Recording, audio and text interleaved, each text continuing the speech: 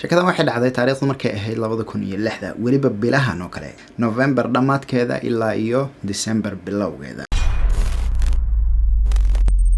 السلام عليكم ورحمة الله وبركاته. لما أنا صاحب شرفت بدن سؤال هذا مركله سؤال هذا مقال كله ولكن صاحب كان اسمه نوس كان كوسو برو مركله وإحنا دلائق ما ستين سد مرة بعد الله ساعتها مقال هذا كان كسر دينو سد أول أجرين سام شر جرين سام قف كي كحسب كان كيا دكسو بيري وحن كلنا هاي سلو لما تينو ما سنتين. أوكي شكذا نوحي قصيصة family وككوبان هاي إذا أباها iyo laba gabdhood ay dhaleen balse waxaan ka soo bilaabeynaa bilowga. James Kim iyo Katie oo ah labada qof ay shakadan ku socoto waxay isbarteen taariikhdu markay ahayd 1996 waxayna isku barteen safar gaaban oo yacni maaragtay buuraha ama meelaha la aado oo group ka kooban. Groupkii ay labadoodan ka mid ahaayeen meeshaas ay isku barteen wixii intaas ka dambeeyay waxay noqdeen laba qof oo xiriir ka dhaxeeyo waqti yar ama sanado kadibna way isguursadeen. Markay isguursadeen waxay noqotay in nolosha markaasi halkaas ay ka sii anbaqaadaan. Katie iyo James qof walba goonidiisa ay u shaqeyn jiray gaar ahaan James wuxuu ahaa qof aad markaasi ugu xeel dheer arrimaha tiknoolajiyada markii dambena wuxuu noqday professional tech oo maaragtay productyada ama alaabaha oo maaragtay tiknoolajiyada la soo saaray ee cusub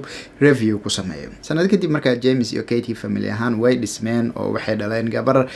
maaragtay waxay sameysteen business iyo adiga noloshooda markaasi horumar ayay sii sameysay. Taariikhdu markay ahayd markaa 2006 waa xillig markaasi sheekada ay dhici doonto hordhacna aan ku soo sheegnay Katie iyo James oo markaasi yacni familkooda uu horumarayo ganacsi haystaan oo caruurtooda markaasi ay laba yihiin oo gabadhii weyneed ay 4 sano jirto gabar kale markaasi ay dhaleen oo yar oo 7 bilood jir ah. November dhamaadkeeda markaa ciid familiyeed oo ay qabeen darteeda ayay gurigooda uga tageen oo waxay tageen yacni meesha ay familkooda deganaayeen kadibna markii ay waqtigooda ku soo qaateen ama maalintii meesha sidee familka ku wada kulmi lahaayeen maalintaasi 23 November ay ahayd 24 November 2006 ayay soo dhaqaaqeen.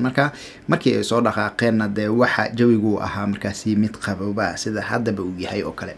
marka jawiga maadaama uu qabooba yahay sida mararka kale oo kale loo socon karo looma socon karo haddana waxa ay markaasi wala siiraacsan in laba caruur markaasi ay wataan sida darteeda tartiib ay isaga soo socdeen. marka laga reebo marka dad meeshaba u dhashay ama ku dhashaba ay yihiin oo ay aad u garanayaan ka sukow waxay wateen warqad maab ah ama qariirad markaasi de meelaha ay u socdaan iyo meelaha ka socdaan markaasi ay ku garan karaan. kadib markii ay soo socdeen ujeedadoodu waxay ahayd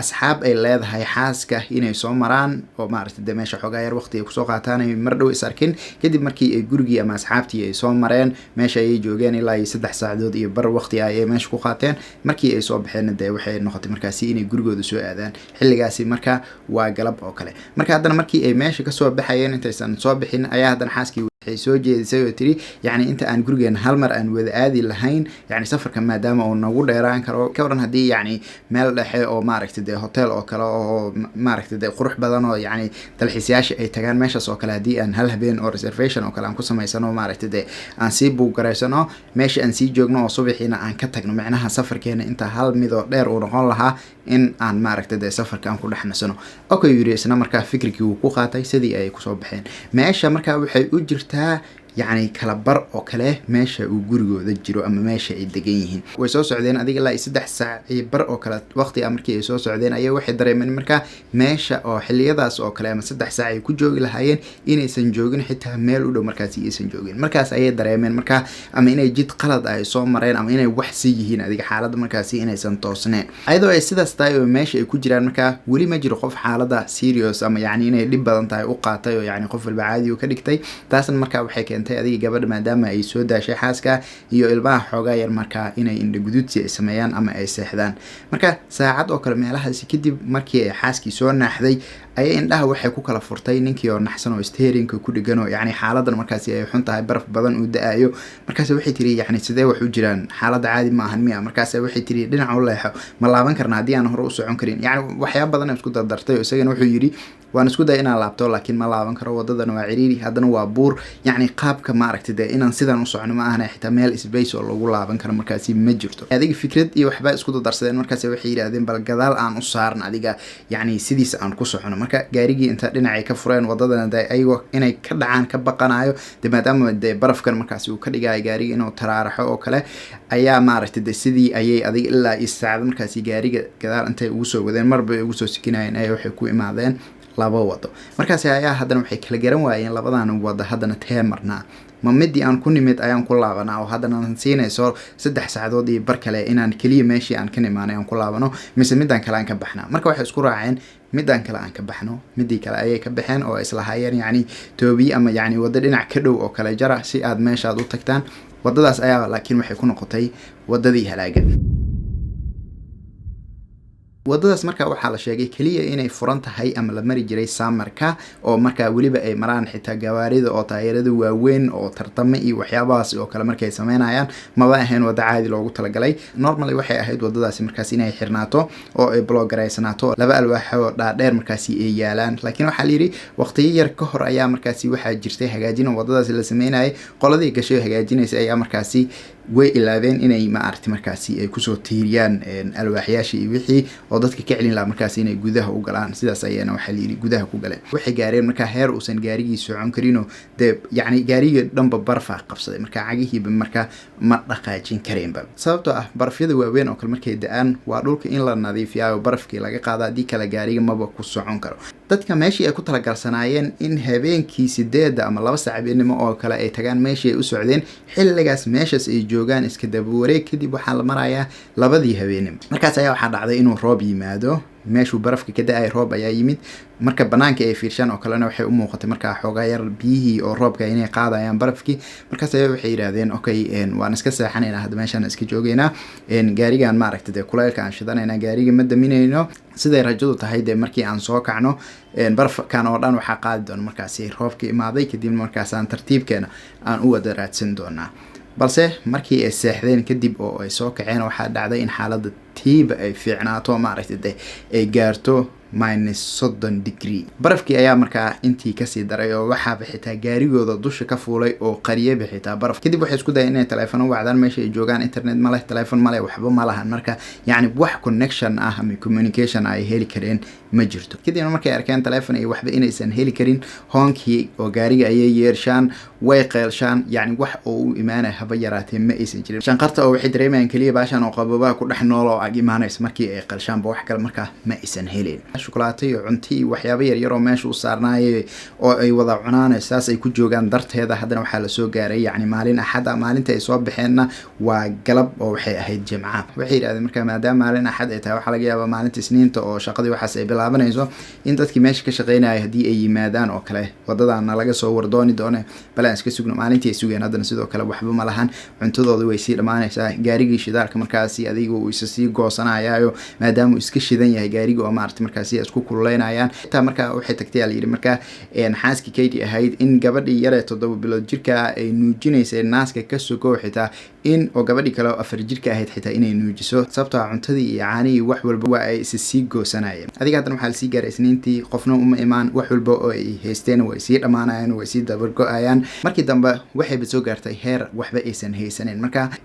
ninka ayaa banaanka intuu baxo wuxuu raadinaya markaa miraha markaasi ay dhulka ku daashaan bahasha duur joogta maaragtay haddana qabobaha ku nool haddana markii uu soo qaado u keena ayaa haddana markaasi ay kalaba shakeen oo waxay is yiraahdeen haddana amaad kusoo moodaan waxaan meeshaan aad ka cunaysaan ayaga oo xaaladaas markaa sidaasi ku ah yacni cabsidaasi ku joogaanoo xitaa mararka qaar xitaa labadooda isku qaylinayaan oo isdagaalayaan maadaama yacni cabsi ay ka keenayso caruurtii maaragtay dee oohintii qayladii intay iska daayeen dee inay suucaanba ay ku dhow yihiin oo xaaladda markaasi ay aada uga cuslaatay ayaa haddana 2 maalin kadib weli waxay sii rajeynayaan meeshii ay kasoo tageen markaasi ay dadka report garayaan oo booliiska u sheegaan taasoo markaasi dhacday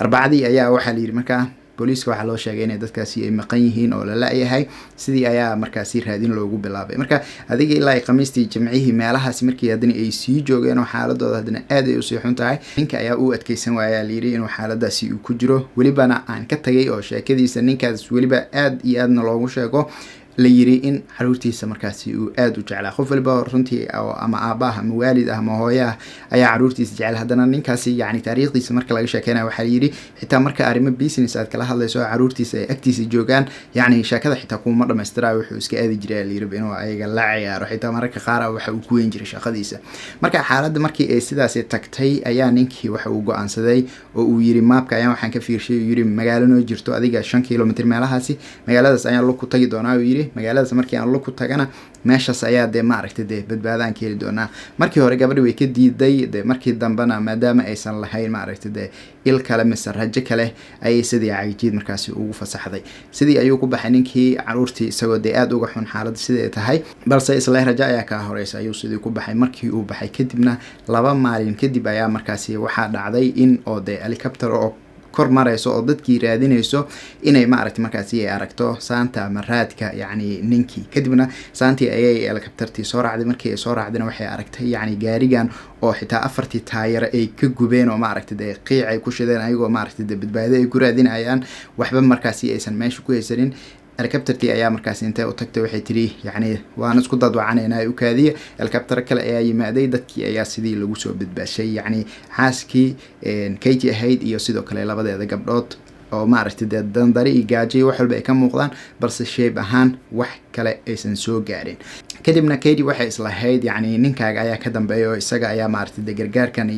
idin keenay. markii ay weydiisay xaguu jooga ay tiri waxay yiraahdeen anagu maba arkinba. isaga maaragtay markaasi hadan loo sii dhaqaaqay in la raadsho. markii la raashana dee isaga waxaa la soo helay meydkiisa 20 kilomitir meel u jirto meesha markaasi ay xaaskiisa iyo caruurtiisa ay ku go'doomeen. meesha uu maleynaa inay u jirto 5 kilomitir waxa ay u jirtay aliir markaa 30 kilomitir oo waxay ahayd yacni inuu cabaar sii socdo. welibana xitaa يعني marka lagu daro dhulka inuu barf yahay laaxshadu waxay noqon lahayd baadiga 40 kilomitir iyo in ka badan. sidaa darteed ayaa ninkan dee naftiisa uu huray. 2 maalin ayuuna soconayay saantiisa amraadkiisa marka raacay iyo meeshuu ku dhintay. dadkana xitaa waxay yiraahdeen yacni waa ninkani waxa la dhihi karaa superhuman waay. weliba isagoo xitaa dharkii qabobaha aan wadin oo dhar caadi iska watay ayuu intaasi u socday. adig marka ugu dambeyn inkastoo James uusan sameynin badbaadadii uu soo baxay si sax ahaan ah, laakiin haddana waxaa la sheegay isaga uu leeyahay sababtoo ah dadkaas helicopterta watay haddii aysan arki lahayn raadkiisa